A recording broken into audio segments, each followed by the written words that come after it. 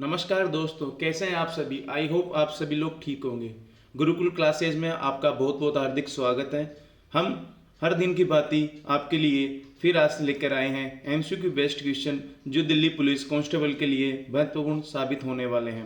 तो इसी कड़ी में अगर आप चैनल पर नए हैं तो चैनल को लाइक करें, सब्सक्राइब करें और बेल आइकन बटन को दबाना ना भूलें, ताकि कोई भी वीडियो हमारे द्वारा डाली जाएगी तो उसका नोटिफिकेशन आपके पास पहुंच जाएगा। और इस वीडियो को अधिक से अधिक बच्चों के पास शेयर करें ताकि अधिक से अधिक बच्चे इस वीडियो का लाभ उठा सके। और इसी कड़ी में आपका पहला क्वेश्चन यह रहा आपकी स्क्रीन पर। उत्तर प्रदेश में 9वां वैश्विक साहित्य महोत्सव 2023 कहाँ आयोजित किया गया। उत्तर प्रदेश में 9वां वैश्विक साहित्य महोत्सव 2023 कहाँ आयोजित किया गया। ए नोएडा, 2 लखनऊ, 3 गाजियाबाद, 4 मेरठ। और इसका राइट आंसर आपको बताना है बच्चों। उत्तर प्रदेश में 9वां वैश्विक साहित्य महोत्सव 2023 कहाँ आयोजित किया गया और इसका राइट आंसर हो जाएगा ए ऑप्शन, नोएडा में। उत्तर प्रदेश के नोएडा में 9वां वैश्विक साहित्य महोत्सव 2023 आयोजित किया गया है। और इसी कड़ी के साथ आपका नेक्स्ट क्वेश्चन आपकी स्क्रीन पर ये रहा। प्रथम हॉकी इंडिया सब जूनियर पुरुष और महिला वेस्ट जोन चैंपियनशिप 2023 किसने जीती है। प्रथम हॉकी इंडिया सब जूनियर पुरुष और महिला वेस्ट जोन चैंपियनशिप 2023 किसने जीती है बच्चों। बिहार, मध्य प्रदेश, महाराष्ट्र या राजस्थान। और इसका राइट आंसर बताना है। बिहार, मध्य प्रदेश, महाराष्ट्र और राजस्थान में से इसका राइट आंसर कौन सा होगा। बिल्कुल बच्चों, इसका राइट आंसर होगा मध्य प्रदेश। प्रथम हॉकी इंडिया सब जूनियर पुरुष और महिला west zone championship 2023 Madhya Pradesh राज्य ने जीती है। और इसकी कड़ी के साथ आपका नेक्स्ट क्वेश्चन आपकी स्क्रीन पर ये रहा।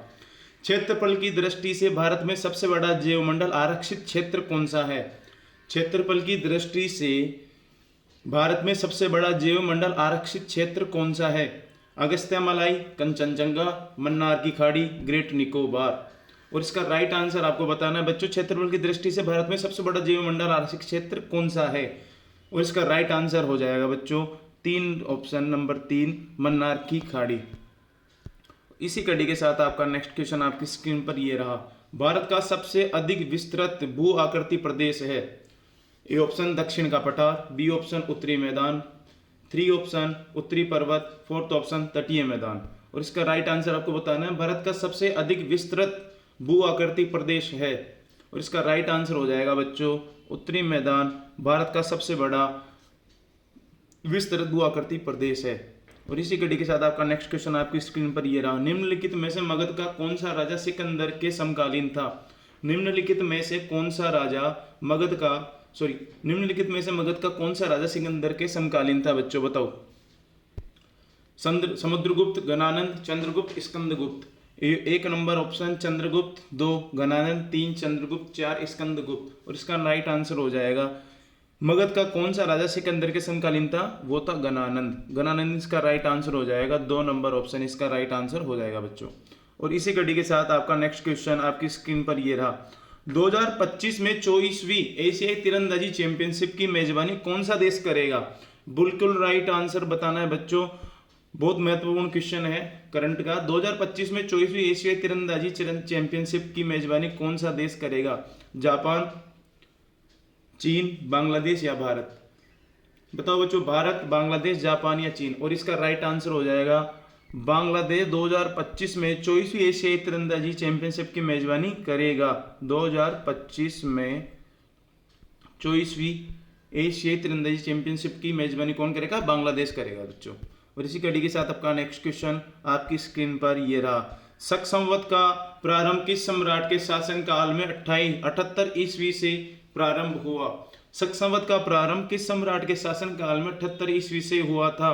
अशोक, अजातशत्रु, कनिष्क या कालाशोक। इसका राइट आंसर आपको बताना बच्चों।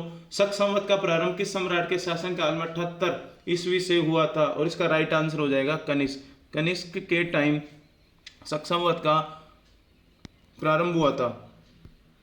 इसी कड़ी के साथ आपका नेक्स्ट क्वेश्चन ये रहा। तारपीन का तेल किससे प्राप्त होता है। तारपीन का तेल किससे प्राप्त होता है बच्चों। यूकेलिप्टस से, जानवरों की चर्बी से, ताड़ के वृक्ष से या पेट्रोल से। बताओ बच्चों, तारपीन का तेल किससे प्राप्त होता है। यूकेलिप्टस से, जानवरों की चर्बी से, ताड़ के वृक्ष से या पेट्रोल से। और इसका राइट आंसर आपको बताना बच्चों, तारपीन का तेल किससे प्राप्त होता है? किससे प्राप्त होता है बच्चों? तारपीन का तेल ताड़ के वृक्ष से प्राप्त होता है। बिल्कुल 3rd नंबर इसका राइट आंसर हो जाएगा। और इसी कड़ी के साथ आपका नेक्स्ट क्वेश्चन आपकी स्क्रीन पर ये रहा। तारे आकाश में वास्तव में जितनी ऊंचाई पर होते हैं वे उससे अधिक ऊंचाई पर प्रतीत होते हैं, इसकी व्याख्या किसके द्वारा की जा सकती है? वापस बोल रहा हूं बच्चों, आपके सामने क्वेश्चन स्क्रीन पर है। तारे आकाश में वास्तव में जितनी ऊंचाई पर होते हैं वे उससे अधिक ऊंचाई पर प्रतीत होते हैं, इसकी व्याख्या किसके द्वारा की जा सकती है? प्रकाश के विवर्तन द्वारा, पूर्ण आर्थिक परावर्तन द्वारा, प्रकाश का विक्षेपण द्वारा या वायुमंडलीय अपवर्तन द्वारा? बिल्कुल राइट आंसर आपको बताना है बच्चों। इसका राइट आंसर क्या होगा? प्रकाश का विवर्तन, पूर्ण आंतरिक परावर्तन, प्रकाश का विक्षेपण या वायुमंडलीय अपवर्तन द्वारा। और इसका राइट आंसर हो जाएगा तारे आकाश में वास्तव में जितनी ऊंचाई पर होते हैं वे उससे अधिक ऊंचाई पर प्रतीत होते हैं, इसकी व्याख्या वायुमंडलीय अपवर्तन द्वारा की जा सकती है। इसका 4th आंसर आपका राइट आंसर हो जाएगा बच्चों। भारतीय संविधान में वित्त आयोग की नियुक्ति का प्रावधान किस अनुच्छेद के अंदर किया जाएगा? भारतीय संविधान में वित्त आयोग की नियुक्ति का प्रावधान किस अनुच्छेद के अंतर्गत किया गया है? अनुच्छेद 280, अनुच्छेद 281, अनुच्छेद 290, अनुच्छेद 254? बताओ बच्चों, इसका राइट आंसर हो जाएगा अनुच्छेद 280 इसका राइट आंसर हो जाएगा बच्चों। और इसी कड़ी में आए नेक्स्ट क्वेश्चन आपकी स्क्रीन पर ये रहा। किसके शासन काल में मुगल साम्राज्य अपने सामर्थ्य और शान के चरम उत्कर्ष पर पहुंच गया था? किसके शासन काल में मुगल साम्राज्य अपने सामर्थ्य और शान के चरम उत्कर्ष पर पहुंच गया था? ये ऑप्शन आपके सामने है, औरंगजेब, उसका नक्शल, शाहजहां, जहांगीर या बाबर? औरंगजेब, शाहजहां, जहांगीर या बाबर? और इसका राइट आंसर आपके सामने हो जाएगा शाहजहां। शाहजहां इसका राइट आंसर हो जाएगा बच्चों। और इसी कड़ी के साथ नेक्स्ट क्वेश्चन आपकी स्क्रीन पर ये रहा। कृषि में मूलतः किस प्रकार की बेरोजगारी की प्रधानता देखने को मिलती है? कृषि में मूलतः किस प्रकार की बेरोजगारी की प्रधानता देखने को मिलती है? दृश्य बेरोजगारी, अदृश्य बेरोजगारी, मौसमी बेरोजगारी या इनमें से कोई नहीं? बताओ बच्चों क्या राइट आंसर होगा? दृश्य बेरोजगारी, अदृश्य बेरोजगारी, मौसमी बेरोजगारी या इनमें से कोई नहीं? इसका राइट आंसर हो जाएगा कृषि में मूलतः अदृश्य बेरोजगारी देखने को मिलती है बच्चों। इसी कड़ी में नेक्स्ट क्वेश्चन आपके सामने। राष्ट्रीय ग्रामीण विकास संस्थान कहाँ अवस्थित है? राष्ट्रीय ग्रामीण विकास संस्थान कहाँ अवस्थित है? हैदराबाद, शिमला, बेंगलोर या नई दिल्ली? और इसका राइट आंसर आपको बताना है बच्चों, हैदराबाद, शिमला, बेंगलोर, नई दिल्ली में से आपको बताना है राष्ट्रीय ग्रामीण विकास संस्थान इन 4 ऑप्शन में से कहाँ स्थित है। और इसका राइट आंसर हो जाएगा बच्चों हैदराबाद। राष्ट्रीय ग्रामीण विकास संस्थान हैदराबाद में अवस्थित है। और इसी कड़ी के साथ आपका नेक्स्ट क्वेश्चन आपकी स्क्रीन पर ये रहा। मयूर सिंहासन किसके शासनकाल में बनाया गया था? मयूर सिंहासन किसके शासनकाल में बनाया गया था बच्चों? आपका राइट आंसर आपको बताना है जहांगीर, बाबर, शाहजहां, मोहम्मद बिन तुगलक के शासनकाल में। बताओ बच्चों मयूर सिंहासन किसके शासनकाल में बनाया गया था? मयूर सिंहासन किसके शासनकाल में बनाया गया? मयूर सिंहासन शाहजहां के शासनकाल में बनाया गया था बच्चों। और इसी कड़ी के साथ आपका नेक्स्ट क्वेश्चन आपकी स्क्रीन पर ये रहा। पानीपत के द्वितीय युद्ध में अकबर ने किसके समक्ष लड़ाई लड़ी थी? पानीपत के द्वितीय युद्ध में अकबर ने किसके समक्ष लड़ाई लड़ी थी? शेरशाह सूरी, राणा सांगा, हेमू या हुमायूं? पानीपत के द्वितीय युद्ध में अकबर ने किसके सामने समक्ष लड़ाई लड़ी थी बच्चों? वो था हेमू। हेमू के समक्ष लड़ाई लड़ी थी। और ये कब लड़ी गई थी लड़ाई? 1556 ईस्वी में ये लड़ाई लड़ी गई थी। और इस लड़ाई में हेमू के विपक्ष पार्टी था। इसी कड़ी के साथ आपका नेक्स्ट क्वेश्चन ये रहा आपकी स्क्रीन पर ये रहा। कृषि हेतु सर्वप्रथम ऋण की व्यवस्था किस सुल्तान ने प्रारंभ की? कृषि हेतु सर्वप्रथम ऋण की व्यवस्था किस सुल्तान ने प्राप्त की? मोहम्मद बिन तुगलक, अलाउद्दीन खिलजी, जहांगीर या नादिर शाह? बताओ बच्चों इसका राइट आंसर क्या होगा? कृषि हेतु सर्वप्रथम ऋण की व्यवस्था किस सुल्तान ने प्रारंभ की? मोहम्मद तुगलक, अलाउद्दीन खिलजी, जहांगीर या नादिर शाह? और इसका राइट आंसर हो जाएगा मोहम्मद तुगलक। कृषि हेतु सर्वप्रथम ऋण की व्यवस्था किसने की? मोहम्मद तुगलक ने की थी। नेक्स्ट क्वेश्चन आपकी स्क्रीन पर। किस भाषा का ज्यादा प्रयोग बौद्धवाद के प्रचार के लिए किया गया? किस भाषा का ज्यादा प्रयोग बौद्धवाद के प्रचार के लिए किया गया? सोरसेनी, पाली, हिंदी या संस्कृत?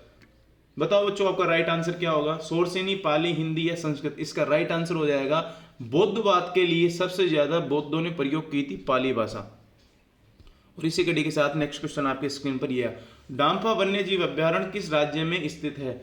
डाम्फा वन्य जीव अभ्यारण्य किस राज्य में स्थित है? और इसका राइट आंसर आपको बताना है बच्चों, सिक्किम, मिजोरम, असम या गोवा। बताओ बच्चों, डाम्फा वन्य जीव अभ्यारण्य कौन से राज्य में स्थित है? सिक्किम, मिजोरम, असम या गोवा। और इसका राइट आंसर हो जाएगा बच्चों मिजोरम। डाम्फा वन्य जीव अभ्यारण्य भारत के मिजोरम राज्य में अवस्थित है। और इसी कड़ी के साथ आपका नेक्स्ट क्वेश्चन ये रहा, नेपाल की संसद का क्या नाम है? बच्चों बताओ, नेपाल की संसद का क्या नाम है? राष्ट्रीय पंचायत, पार्लियामेंट, सीमेट या जातीय संसद? बताओ बच्चों, नेपाल की संसद का क्या नाम है? राष्ट्रीय पंचायत, पार्लियामेंट, सीमेट या जातीय संसद? और इसका राइट आंसर हो जाएगा बच्चों, नेपाल की संसद को राष्ट्रीय पंचायत के नाम से जाना जाता है। राष्ट्रीय पंचायत के नाम से किसको जाना जाता है? नेपाल की संसद को जाना जाता है। और इसी कड़ी के साथ आपका नेक्स्ट क्वेश्चन ये रहा, प्रोटीन की फैक्ट्री कहलाता है, प्रोटीन की फैक्ट्री कहलाता है माइटोकॉन्ड्रिया, राइबोसोम, तंत्रिका, लाइपेज। बताओ बच्चों, प्रोटीन की फैक्ट्री कहलाता है। ये बिल्कुल इतना आसान क्वेश्चन है बच्चों, मुझे आशा है कि आप इस क्वेश्चन का आंसर जरूर देंगे। प्रोटीन की फैक्ट्री कहलाता है माइटोकॉन्ड्रिया, राइबोसोम, तंत्रिका या लाइपेज। और इसका राइट आंसर हो जाएगा, प्रोटीन की फैक्ट्री कहलाता है राइबोसोम। राइबोसोम को ही प्रोटीन की फैक्ट्री कहा जाता है। और माइटोकॉन्ड्रिया को शरीर का पावर हाउस कहा जाता है।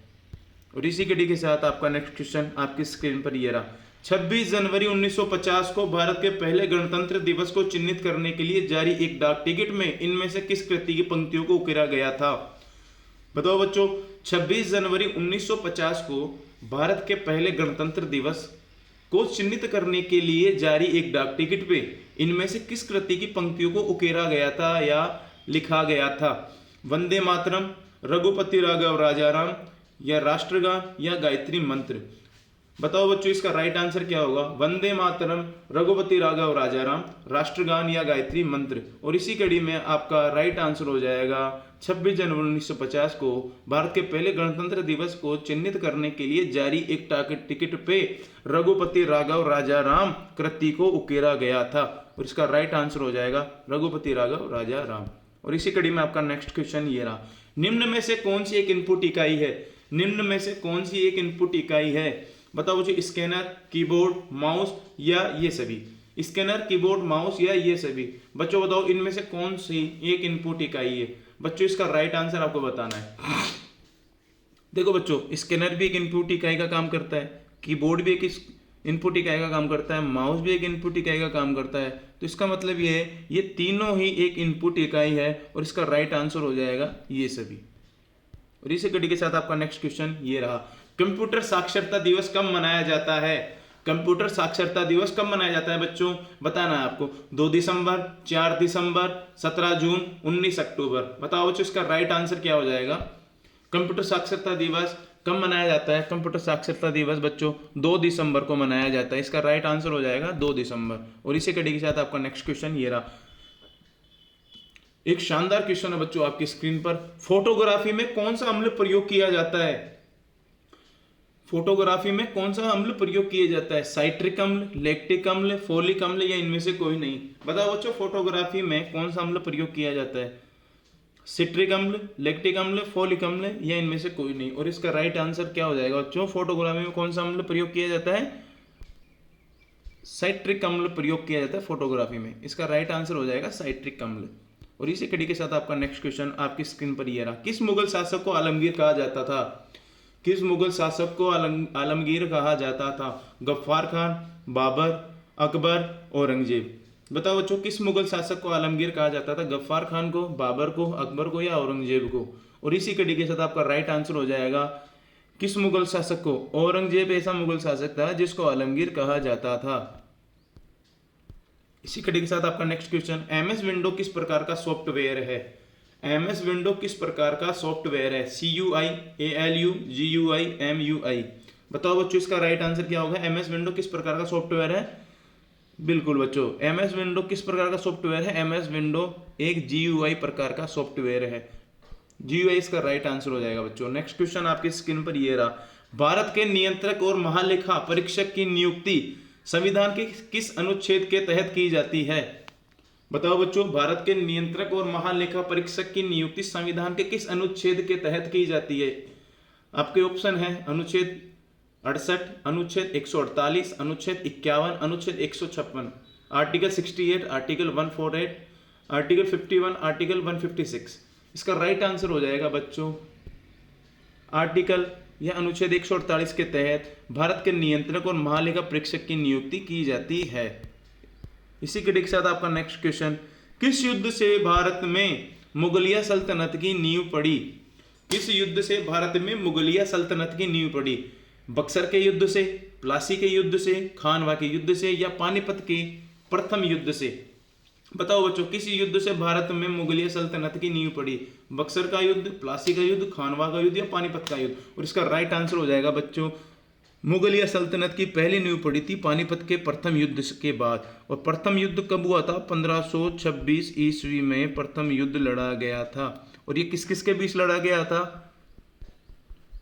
बाबर व इब्राहिम लोदी के बीच में ये युद्ध लड़ा गया था बच्चों 1526 में पानीपत के मैदान हरियाणा में। और इसी कड़ी के साथ आपका नेक्स्ट क्वेश्चन आपकी स्क्रीन पर ये रहा, अंतरराष्ट्रीय सौर गठबंधन ISA का 95वां सदस्य कौन सा देश बना है? अंतरराष्ट्रीय सौर गठबंधन ISA का 95वां संसद सदस्य कौन सा देश बना है?